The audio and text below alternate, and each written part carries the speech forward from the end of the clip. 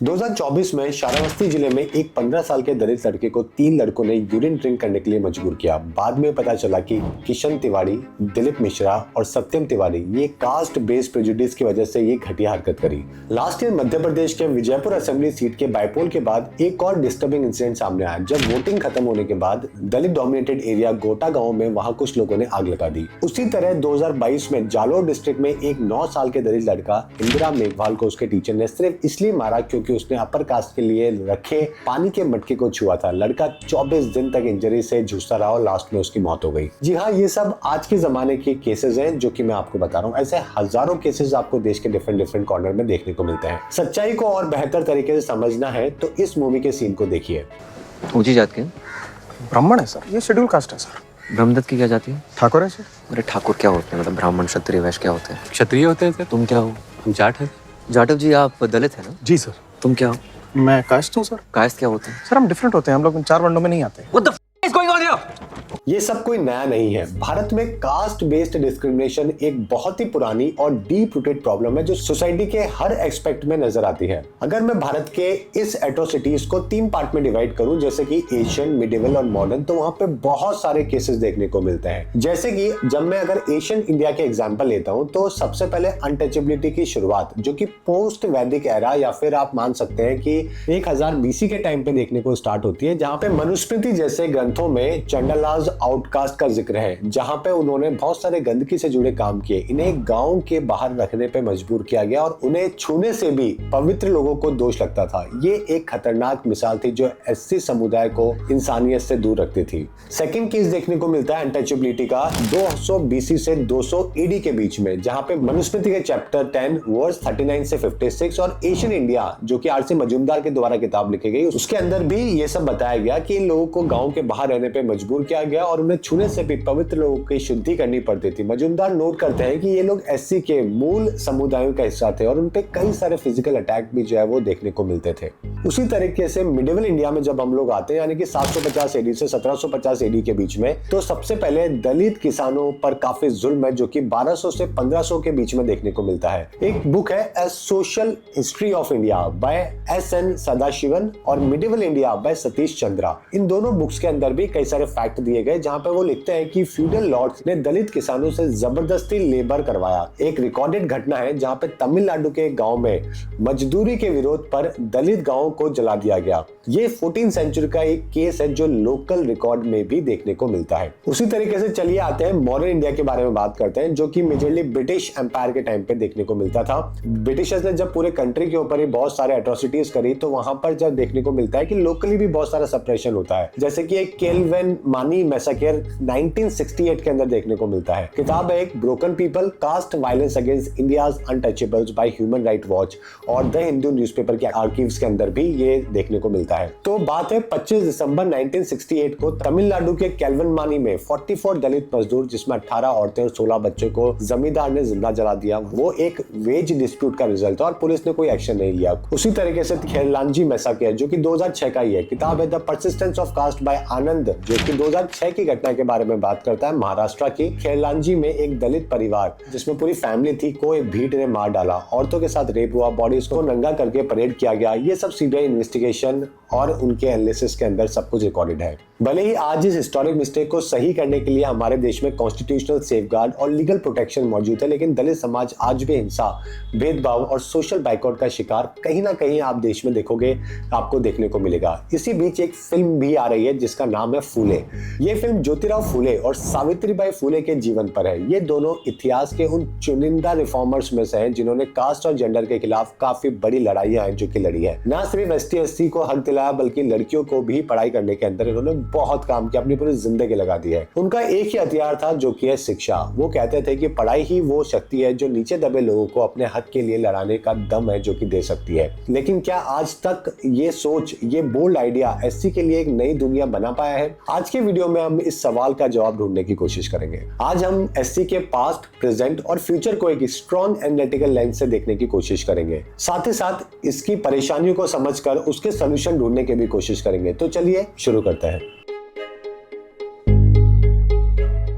सबसे पहले हम लोग बात करेंगे वर्ण व्यवस्था के बारे में। देखिए, हिंदू धर्म में वासुदेव कुटुंबकम की बात करता है, मतलब अपने घर के साथ ये पूरी दुनिया को अपना परिवार है जो कि मानता है। लेकिन उसके बावजूद ये ढेर सारी जातियों में बटा हुआ है। इससे काफी भेदभाव है जो कि बढ़ता जा रहा है, और जब भेदभाव बढ़ता है तब शोषण भी होता है। लेकिन जब हम जाति व्यवस्था की बात करते हैं तो पहले हमें वर्ण व्यवस्था का इतिहास समझना पड़ेगा, क्योंकि जाति व्यवस्था कहीं ना कहीं वर्ण व्यवस्था से ही निकल के आई है। असल में वैदिक इतिहास में समाज को दो सिस्टम में बांटा गया था। एक थी वर्ण व्यवस्था और दूसरी थी आश्रम व्यवस्था। इसलिए सनातन धर्म को वर्णाश्रम धर्म भी कहा जाता है। आश्रम व्यवस्था एक पर्सनल सिस्टम था, मतलब आप समाज में रहते हुए अपने लिए क्या कर रहे हैं, समाज के लिए क्या कर रहे हैं, जिसमें 4 आश्रम हुआ करते थे। सभी ने सुना होंगे, ब्रह्मचार्य, गृहस्थ, वानप्रस्थ और साथ में संन्यास। जब आप ब्रह्मचार्य में होते हैं तो आप अपनी शिक्षा ले रहे होते हैं। वैसे जब आप गृहस्थ में जाते हैं तो अपने घर परिवार संभालते हैं, अपनी जनरेशन आगे बढ़ाते हैं। वानप्रस्थ के अंदर आप जंगल में जाते हैं, वहां पे आप थोड़ा कनेक्ट करने की कोशिश करते हैं। और जब सन्यासी होते हैं तो पूरी तरीके से दुनियादारी को छोड़ देते हैं और भगवान से, कहीं से, गॉड से जुड़ने की पूरी तरीके से कोशिश करते हैं। लेकिन वर्ण व्यवस्था एक पूरी तरीके से अलग सोशल सिस्टम था।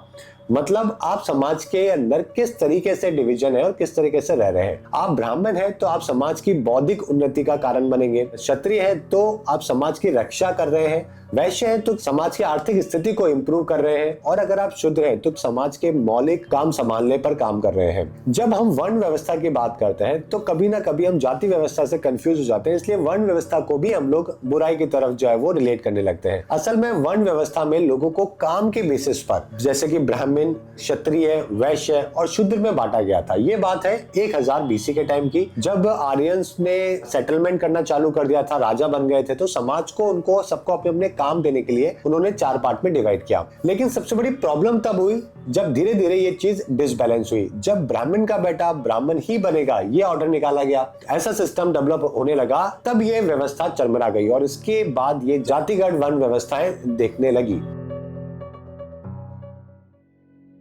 तो 19वीं सेंचुरी के इंडिया में ये एक्सप्लॉयटेशन काफी हद तक बढ़ गया था। शेड्यूल कास्ट के लोग मंदिर के पास जाते हैं तो पंडित चिल्लाता था, दूर रहो, अछूत हो। वो कुएं के पास पानी लेने की कोशिश करते हैं तो अपर कास्ट के लोग डंडे लेकर खड़े हो जाते हैं और कहते हैं कि पानी गंदा मत करो। उनका काम पहले से तय था, खेत में मजदूरी करो, जो है लेटरिन साफ करो या घर के बाहर गंदगी उठाओ। ये जिंदगी नहीं थी, ये एक भेदभाव था जिसमें SC लोग जन्म से जुड़े हुए थे। समाज ने उन्हें अनटचेबल लेबल दिया। ये एक ऐसा टैग जो उन्हें हर बेसिक राइट से दूर है, जो कि हमेशा रखता था, सो दैट कुछ और लोग जो है वो डोमिनेट कर सके। ये कास्ट सिस्टम एक सिस्टमैटिक फ्रेमवर्क था, एक ऐसा स्ट्रक्चर जो लेबर, पावर और डिग्निटी को कंट्रोल करता था।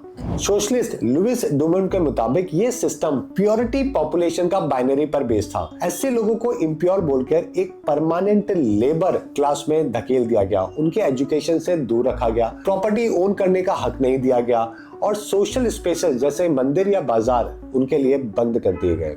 धीरे धीरे उनके खिलाफ रिबेलियन की आग जलने लगी। तमिलनाडु के सनहार कम्युनिटी ने ये 19वीं सेंचुरी का स्ट्रगल एक बहुत बड़ा एग्जांपल है। उन्होंने अपर क्लोथ पहनने का हक मांगा, जो आज हमें शायद बहुत छोटी सी बात लगे, लेकिन उस समय ये एक बड़ा सोशल स्टेटमेंट था, क्योंकि उनके कास्ट बेस्ड ऑपरेशंस के खिलाफ एक चैलेंज था। अपर कास्ट का ये ब्रूटल रिएक्शन जैसे अटैक और सप्रेशन उस समय के सिस्टम को दिखाता है, जहां हिरार्की और पावर इतने डीप रूटेड थे कि उनको ये छोटे छोटे हक भी नहीं दिए गए।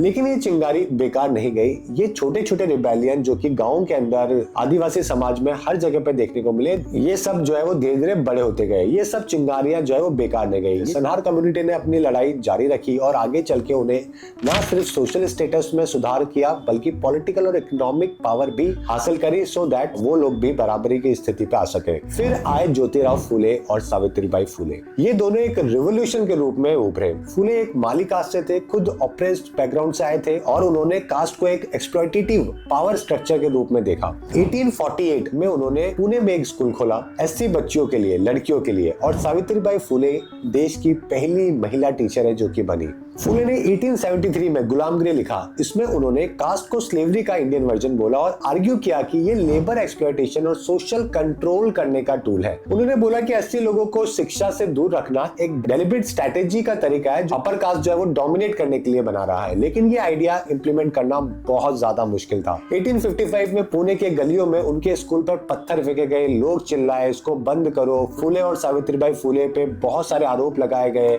लेकिन वो रुके नहीं। उनकी लड़ाई एक चिंगारी थी, लेकिन समाज का पूरा स्ट्रक्चर इसको आगे बढ़ने नहीं दे रहा था। ब्रिटिश रूल ने इस सिस्टम को और कॉम्प्लिकेट किया। उन्होंने लॉज बनाए जैसे कि कास्ट डिसेबिलिटी रिमूवल एक्ट 1850, लेकिन ये सिर्फ कागजों पे था। ग्राउंड पर अपर कास्ट के साथ अलायंस बनाकर एससी लोगों को नीचे दबाया गया। हिस्टोरियन बिपिन चंद्र के मुताबिक ब्रिटिश ने कास्ट को सेंसस में कोडिफाई किया। 1871 सेंसस ने एससी को ऑफिशियली डिप्रेस क्लास है जो कि बोला। ये एक एडमिनिस्ट्रेटिव लेबल था और उन्हीं की वजह से ये मार्जिनलाइजेशन को और सॉलिड है जो कि बना गया। अब आते हैं मॉडर्न इंडिया पे। 15 अगस्त 1947 को इंडिया आजाद हुआ। 26 जनवरी 1950 को कॉन्स्टिट्यूशन एनफोर्स हुआ और बी.आर. अम्बेडकर ने एसटी/एससी के लिए एक लीगल और नॉर्मेटिव फ्रेमवर्क है जो कि बनाया। बी.आर. अम्बेडकर भी जो है वो इस स्थिति को बचपन से देखते हुए आ रहे थे। उन्होंने भी बहुत सारा सप्रेशन देखा था और वो चाहते थे कि देश के अंदर जो है वो सभी को इक्वल राइट्स है जो कि देखने को मिले। इसलिए आर्टिकल 17 में अनटचेबिलिटी को लीगली अबॉलिश किया। आर्टिकल 15 के 4 क्लॉज में अफर्मेटिव एक्शन के लिए स्पेस बनाया। आर्टिकल 46 ने स्टेट को मैंडेट दिया कि एसटी/एससी के एजुकेशनल और इकोनॉमिक इंटरेस्ट को प्रोटेक्ट और प्रमोट किया जाए। ये एक एम्बिशियस ब्लूप्रिंट था। इक्वलिटी और जस्टिस को एक कॉन्स्टिट्यूशनल प्रॉमिस है जो कि दिया गया। पॉलिसी लेवल पर भी कई सारे बदलाव किए गए। रिजर्वेशन का सिस्टम बाद में चालू हुआ। एजुकेशन में एसटी/एससी को कोटास दिए गए। 2000 सेंसस के मुताबिक एससी लिटरेसी आज के टाइम पे 66.1% थी और एससी लिटरेसी 59% तक पहुंची। ये 1961 में सिर्फ 2116% थी। तो आप देख सकते हो सिग्निफिकेंट जंप है जो कि देखने को मिला। गवर्नमेंट जॉब में एससी के लिए 15 और एसटी के लिए 7.5% रिजर्व सीट करी गई। पॉलिटिकल रिप्रेजेंटेशन के लिए लोकसभा में 131 सीट रिजर्व करी गई। ये इलेक्टोरल इंक्लूजन का एक मेजरेबल आउटकम है। ये डाटा पॉलिसी इंटेंट का एविडेंस है और ये सब सरफेस पे भी देखने को मिला। लेकिन अगर ग्राउंड रियलिटी को देखें तो आज कॉन्ट्राडिक्शन बहुत जगह पे साफ देखने को मिलते हैं। 2022 में एससी के खिलाफ हुए एट्रोसिटीज के 97% केसेस सिर्फ 13 राज्य के अंदर ज्यादातर देखने को मिलते हैं, जिसमें उत्तर प्रदेश, राजस्थान और मध्य प्रदेश जो है वो सबसे आगे है।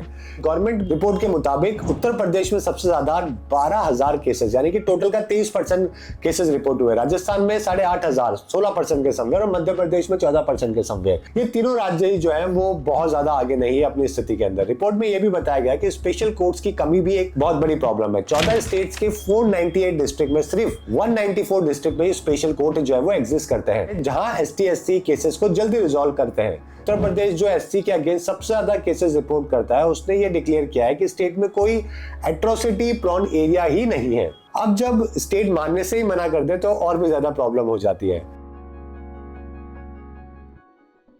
अब आगे बढ़ते हैं इसके सोल्यूशन के ऊपर। हमने एशियंट इंडिया, मिडिवल इंडिया और साथ में हमने मॉडर्न इंडिया के कई सारे केसेस डिस्कस करे। हमने ये प्रॉब्लम कहां से स्टार्ट हुई है वो भी हमने देखना चालू किया। लेकिन अगर इन इश्यूज को एड्रेस नहीं किया गया तो हमारा फ्यूचर और भी डार्क हो सकता है। ऑटोमेशन की वजह से आज के टाइम पे लो स्किल जॉब्स जो एससी एम्प्लॉयमेंट का 60% हिस्सा है, खत्म हो जाएंगे। इसका मतलब ये होगा कि एससी वर्कर्स के पास ना कोई नौकरी होगी और ना इनकम स्टेबिलिटी होने वाली है। इकोनॉमिक इनइक्वालिटी बढ़ती जाएगी और कास्ट बेस्ड वायलेंस भी ज्यादा होने लगेगा। सोशल कैंपेन जैसे एंटी रिजर्वेशन मूवमेंट एससी को टारगेट करेंगे और उन्हें और ज्यादा मार्जिनलाइज करेंगे। सबसे बड़ी बात यह होगी कि अगले जनरेशन के एससी के बच्चों के अंदर होप खत्म हो जाएगी। जब एक बच्चा अपने पापा से पूछेगा कि हम ऐसे ही रहेंगे तो उसका जवाब नहीं मिल पाएगा और ये डिस्पैरिटी और ज्यादा गहरा रूप जो है वो लेती चली जाएगी। इस डार्क फ्यूचर से बचने के लिए कुछ क्रिटिकल स्टेप लेना जरूरी है। सबसे पहले तो स्टेप है कास्ट सेंसस करना। 2011 का डाटा आउटडेटेड हो चुका है और बिना एक्यूरेट डाटा के पॉलिसीज ब्लाइंड हो जाती है। NSSO 2021-22 के एस्टिमेट के मुताबिक एससी पॉवर्टी और अनएम्प्लॉयमेंट नेशनल एवरेज से डबल है। दूसरा स्टेप एजुकेशन सिस्टम को रिवोल्यूशनाइज करना है। स्कॉलरशिप के लिए जीडीपी का 0.5% एलोकेट करना बहुत जरूरी है ताकि फाइनेंशियल बैरियर्स जो है वो हटा सके और एससी स्टूडेंट को हायर एजुकेशन तक लेके जा सके। साथ ही स्कूल्स में एंटी डिस्क्रिमिनेशन ट्रेनिंग मैंडेटरी बनानी चाहिए ताकि टीचर्स जो है वो बायस होके बच्चों के ऊपर काम ना करें और साथ में ड्रॉप आउट रेट भी जो है वो हम लोग कम कर सके।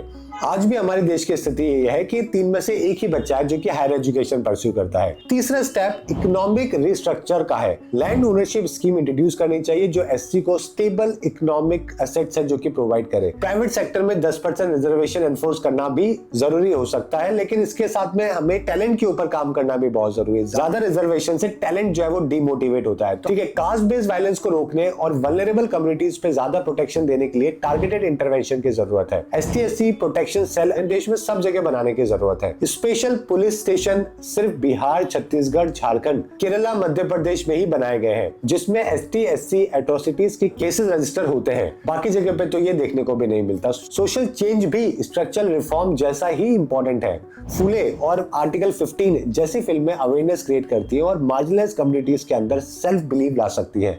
एंटोनियो ग्राम्सी की कल्चर हेजेमनी थ्योरी ये समझाती है कि माइंडसेट चेंज स्ट्रक्चर चेंज का बेस होता है। जब सोसाइटी कास्ट बेस्ड प्रेजुडिस को चैलेंज करेगी तभी रियल ट्रांसफॉर्मेशन है जो कि देखने को मिलेगा।